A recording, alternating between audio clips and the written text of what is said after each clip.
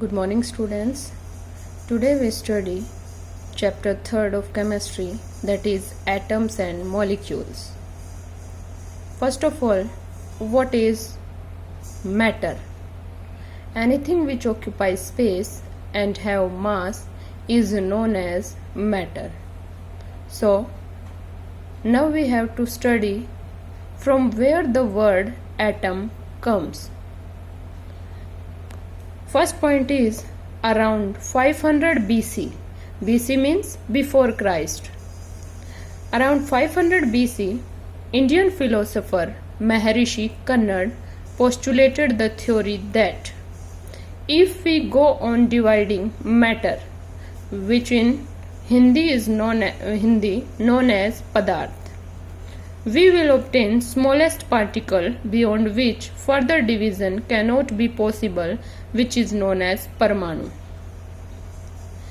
500 BC के आसपास एक इंडियन फिलोसोफर थे महर्षि कन्नड़. उन्होंने एक थ्योरी दी और थ्योरी में क्या कहा कि अगर हम मैटर को क्या बोलते हैं? पदार्थ. हिंदी में पदार्थ बोला जाता है. और मैटर मैंने बताया अभी कि ऐसी कोई भी चीज जिसका कोई मास हो और वो स्पेस ऑक्यूपाई करता हो उसे कहते हैं मैटर. तो जब भी हम किसी मैटर को डिवाइड करते हैं तो वहां से हमें स्मॉलेस्ट पार्टिकल मिलते हैं, मीन्स सबसे छोटे पार्टिकल जिसको और डिवाइड नहीं कर सकते, उनको हम नाम देते हैं. उसने महर्षि कन्नड़ ने उनको नाम दिया परमाणु. फिर एक और साइंटिस्ट आए, Greek philosopher Democritus and Leucippus called this particles atoms. महर्षि कन्नड़ ने नाम दिया इनको परमाणु और डेमोक्रेटिस और लुसिपस साइंटिस्ट ने या फिलोसोफर ने इन्हीं स्मॉलेस्ट पार्टिकल्स को नाम दिया atoms. Next, Antoine L Lavoisier laid the foundation of chemical science by establishing two important laws of chemical combination. एक साइंटिस्ट थे एंटोनिन एल लेवोशियर. उन्होंने कुछ लॉज बताए जिससे केमिस्ट्री की means chemical science means chemistry की डेवलपमेंट हुई, foundation हुई, उनकी डिस्कवरी हुई. अब वो लॉज कौन कौन से थे? उन लॉज को कंप्लीटली कॉम्बिनेशंस को मीन्स 5 लॉज होते हैं. इन 5 लॉज को मिला के बोला जाता है लॉज ऑफ केमिकल कॉम्बिनेशन.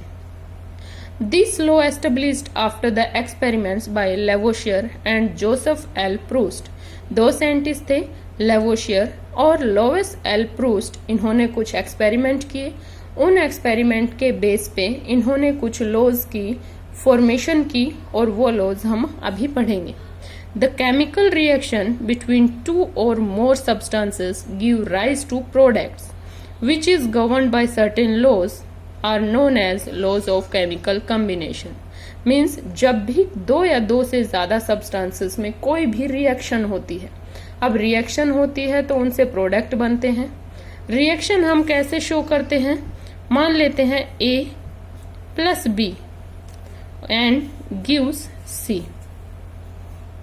यहां से A plus B मीन्स ये दोनों आपस में रिएक्ट किए और एक नया प्रोडक्ट दिया जिसको हम बोलते हैं C. हम रिएक्शन को हमेशा एरो से शो करते हैं. एरो हमेशा डायरेक्शन शो करता है कि ये रिएक्शन किस साइड हुआ है. अगर ये रिएक्शन इस साइड होगा तो एरो इस साइड होगा.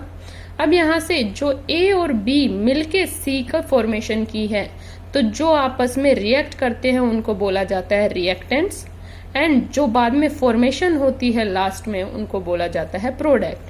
तो ऐसी केमिकल रिएक्शन 2 या 2 से ज्यादा सब्सटेंसेस के बीच में होती है और फिर एक प्रोडक्ट की फॉर्मेशन होती है. उनमें कुछ ना कुछ लॉज अप्लाई होते हैं और उन्हीं लॉज को नाम दिया जाता है लॉज ऑफ केमिकल कॉम्बिनेशंस. अब नेक्स्ट है हमारा topic laws of chemical combination. Mainly हमारे पास 5 टाइप के लॉ होते हैं. First, law of conservation of mass. Second, law of constant proportion. Third, law of multiple proportion. Fourth, law of reciprocal proportion. Fifth is Gay-Lussac's law of combining volume. ये total हमारे पास chemical combinations के 5 laws होते हैं। इसमें से हमारे जो 9th class के सिलेबस में है ये 2 लॉज हैं। First law of conservation of mass, second law of constant proportion, और जो ये हमारे 3 लॉज हैं ये हमारे 11th क्लास में आते हैं। इसमें से फर्स्ट लॉ हम स्टडी करेंगे, that is law of conservation of mass. What is law of conservation of mass? According to this law, during a chemical reaction, the total mass of reactant will be equal to the total mass of the product. Means इस law के according क्या है कि जब भी कोई एक chemical reaction होगी तो उसमें जो रिएक्टेंट्स का मास होगा वो प्रोडक्ट के मास के इक्वल होगा। इट मीन्स मैंने अभी बताया था कि इधर जो एरो के इस साइड है ये रिएक्टेंट है, तो इन दोनों का जो मास होगा वो इस प्रोडक्ट के मास के इक्वल होगा। यही है हमारा लॉ ऑफ कंजर्वेशन ऑफ मास। इसी को हम बोल सकते हैं मास can nether be created nor destroyed in a chemical reaction, कि मास को ना तो कभी क्रिएट किया जा सकता ना डिस्ट्रॉय किया जा सकता है एक केमिकल रिएक्शन में। मीन्स जितना मास रिएक्शन से पहले था, बिफोर केमिकल रिएक्शन जितना मास था, आफ्टर रिएक्शन भी हमें उतना ही मास मिलेगा। For example, A plus B gives AB. A is called reactant and B is also called reactant. Gives AB, that is product. So according to law of conservation of mass, mass of A plus mass of B always equals to mass of AB. For example, एक example लेते हैं हम reaction की कि 2H, H means hydrogen atom. It is a atom. 2H plus O, it is oxygen atom, gives H2O. हमेशा ये 2 नीचे लिखा जाएगा सबस्क्रिप्ट में, और ये ऑक्सीजन। मीन्स ये कंप्लीट जब 2 हाइड्रोजन एटम और 1 ऑक्सीजन एटम रिएक्ट हो गए, मीन्स कंबाइन हो गए, वहां से बना हमारे पास H2O, जो कि एक वाटर मॉलिक्यूल है। जब आपस में एटम्स कंबाइन हो जाते हैं वहां से फॉर्मेशन होती है एक मॉलिक्यूल्स की। अब यहां से देखें mass, law of mass of conservation, law of conservation of mass कैसे सेटिस्फाई हो रहे हैं। यहाँ पे हाइड्रोजन, मैंने यहाँ पे देखो 2 into 1 ग्राम हाइड्रोजन का, जो हाइड्रोजन एटम का जो एटॉमिक मास मीन्स एक एटम का मास कितना होता है 1 ग्राम। ये आपको लर्न करना होगा कि एक हाइड्रोजन एटम का मास 1 ग्राम, तो यहाँ पे कितने हैं 2, तो 2 into 1 ग्राम 2 ग्राम। एक ऑक्सीजन एटम का एटॉमिक मास मीन्स एक ऑक्सीजन एटम का जो एटॉमिक मास होता है वो होता है 16 ग्राम। तो हम बोल सकते हैं इसको 1 into 16 means 1 atom of oxygen, और 1 एटम ऑक्सीजन का कितना होता है 16, तो ये हो गया 16 ग्राम। इधर H2O का निकाले तो कंबाइन होके निकलेगा 2 हाइड्रोजन 2 इंटू एक हाइड्रोजन का 1 ग्राम प्लस एक ऑक्सीजन 1 इंटू एक ऑक्सीजन एटम का एटॉमिक मास 16। इसको करेंगे 2 into 1 2 plus 16 into 1 16, 2 plus 16 is equal to 18 gram. और इधर ये 2 ग्राम, इधर ये 16 ग्राम, इधर दोनों को प्लस करेंगे ये आएगा 18 ग्राम, और ये इधर भी आ गया 18 gram. Means mass of both the reactants is equal to 18 gram and mass of product is also 18 gram. So we say that mass of reactant is equal to mass of product. So it is proved that it is law of conservation of mass. Next point is this law is given by Antonin L. Lavoisier. ये Antonin L Lavoisier scientist ने ये law of conservation of mass ये वाला law दिया था। Next is law of constant proportion. Second हमारा law है law of constant proportion.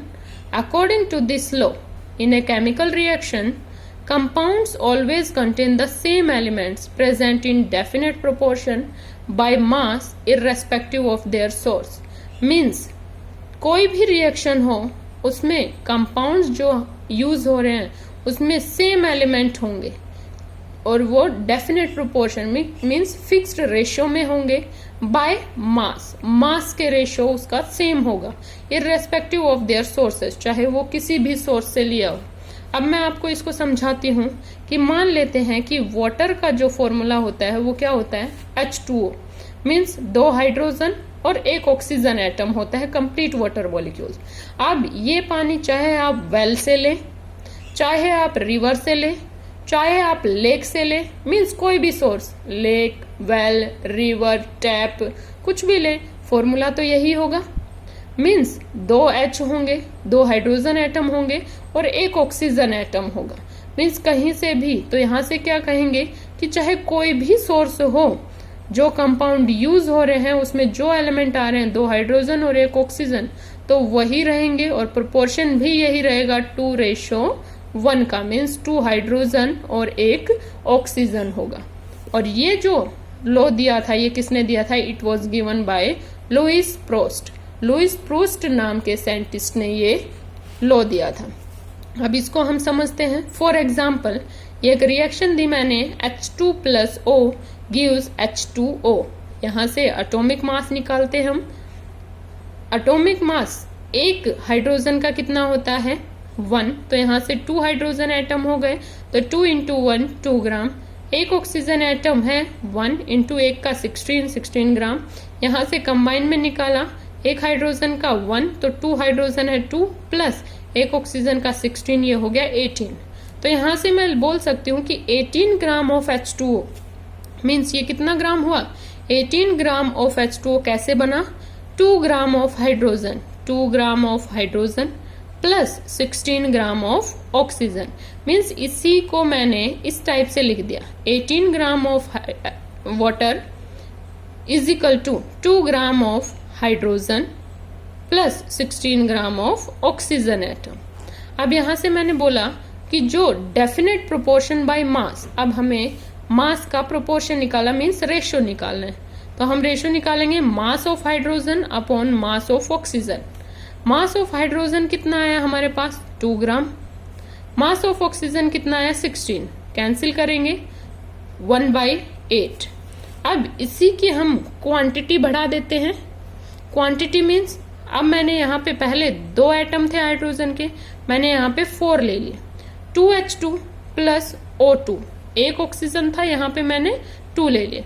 तो मीन्स अगर ये दोनों चीजें डबल की है तो जो ये प्रोडक्ट आएगा ये भी डबल आएगा हमारे पास। हमेशा याद रखना कि जो ये रिएक्शन होती है ये बैलेंस्ड होती है।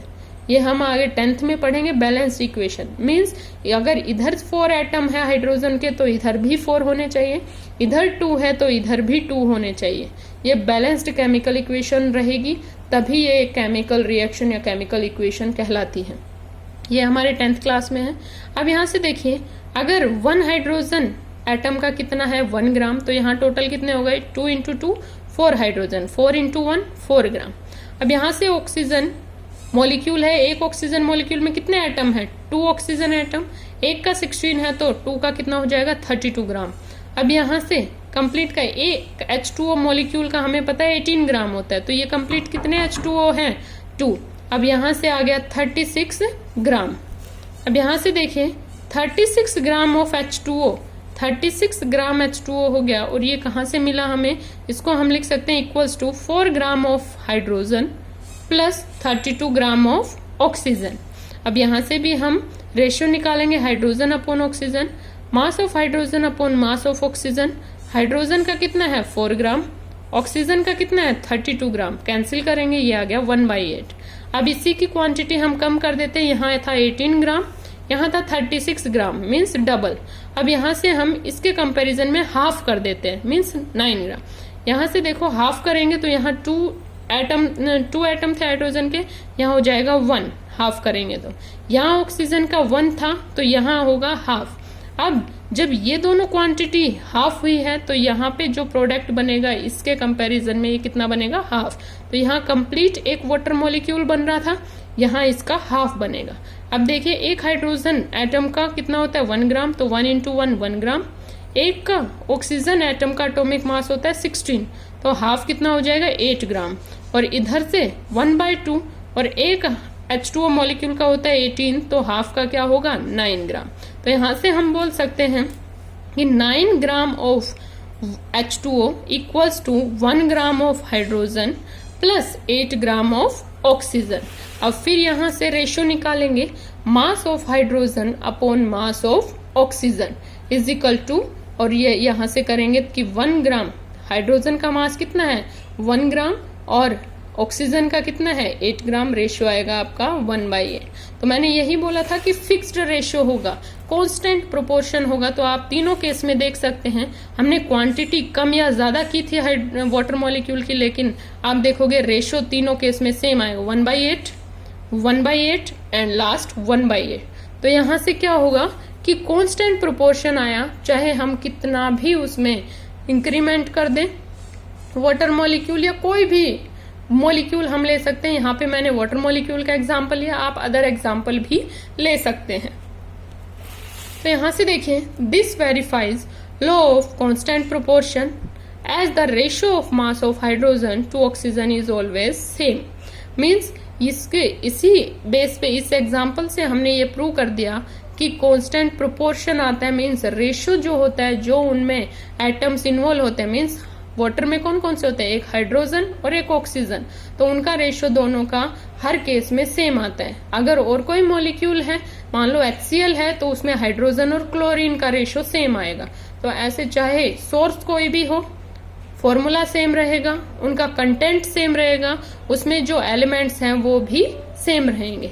तो आज हमने क्या पढ़ा, दोबारा से एक बार टॉपिक बता देती हूँ कि फर्स्ट मैंने बोला कि जो ये हेडिंग है एटम्स एंड मॉलिक्यूल्स, ये आगे धीरे धीरे टॉपिक आएगा, उसमें समझेंगे कि एटम्स क्या होते हैं, मॉलिक्यूल्स क्या होते हैं। फर्स्ट एटम्स हमने देखा है, डेफिनेशन आज हमने नहीं देखी, सिर्फ इसका इंट्रोडक्शन देखा है कि एक इंडियन फिलोसोफर थे महर्षि कन्नड़, उसने कहा कि मैटर, पदार्थ जो होता है उसको जब हम डिवाइड करते हैं तो एक स्मॉलेस्ट पार्टिकल आता है जिसको और डिवाइड नहीं कर सकते, उसको हम बोलते हैं परमाणु।